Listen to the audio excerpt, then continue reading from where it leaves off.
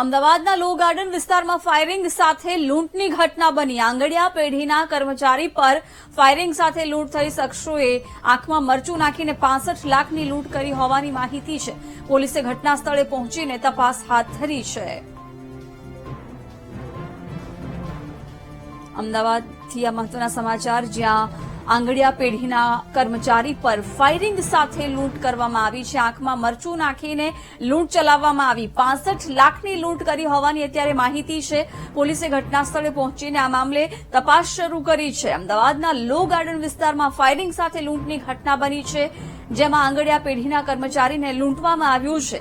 આંખમાં મરચાની ભૂકી નાખી અને 65 લાખની લૂંટ ચલાવવામાં આવી હોવાની માહિતી છે। સમગ્ર મામલાની જાણ પોલીસને થતાં પોલીસ ઘટના સ્થળે પહોંચી છે અને આ મામલે વધુ કાર્યવાહી હાથ ધરી છે। તપાસ શરૂ કરી દેવાઈ છે। અમદાવાદના લો ગાર્ડન વિસ્તારમાં આ લૂંટની ઘટના બની છે।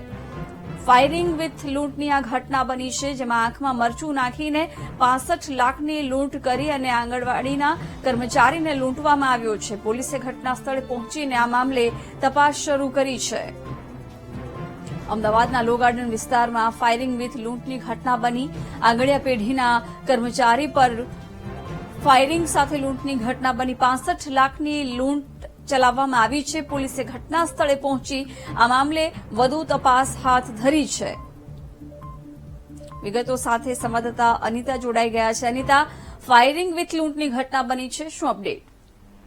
જી, ખાસ તો જે પ્રકારે થોડા દિવસથી વધુ એક લૂંટની ઘટના સામે આવી છે, તેમાં આંગડિયા પેઢીના કર્મચારી પર જે પ્રકારે આંખમાં મરચાની ભૂકી નાખીને લૂંટ ચલાવવામાં આવી છે, સાથે તેની પર ફાયરિંગ કરીને આ લૂંટની ઘટના બની હોવાની વાત સામે આવી રહી છે અને ₹65 લાખની રોકડની લૂંટ કરીને લૂંટારાઓ ફરાર થઈ ગયા હતા। સમગ્ર ઘટનાની વાત કરીએ તો લો ગાર્ડનથી આજે રિક્ષામાં બેસીને આંગડિયા પેઢીનો કર્મચારી પસાર થઈ રહ્યો હતો। એ દરમિયાન લૂંટારાઓએ તેની રિક્ષા જે અટકાવી હતી અને ત્યારબાદ તેની આંખમાં મરચું નાખીને 65 લાખની રોકડની લૂંટ કરી હતી, જેને લઈને હાલ તો એલિઝાબેથ પોલીસ અને ક્રાઇમ બ્રાન્ચની ટીમ ઘટના સ્થળે પહોંચી ગઈ છે અને સમગ્ર મામલે તપાસ શરૂ કરી છે। આજુબાજુના સીસીટીવી ફૂટેજની પણ ચેક કરવામાં આવી રહી છે અને સમગ્ર વિસ્તારમાં નાકાબંધી કરીને આજે લૂંટ કરનાર આરોપીઓની શોધખોળ કરવામાં આવી રહી છે। જી બિલકુલ અનિતા, આભાર જાણકારી આપવા બદલ।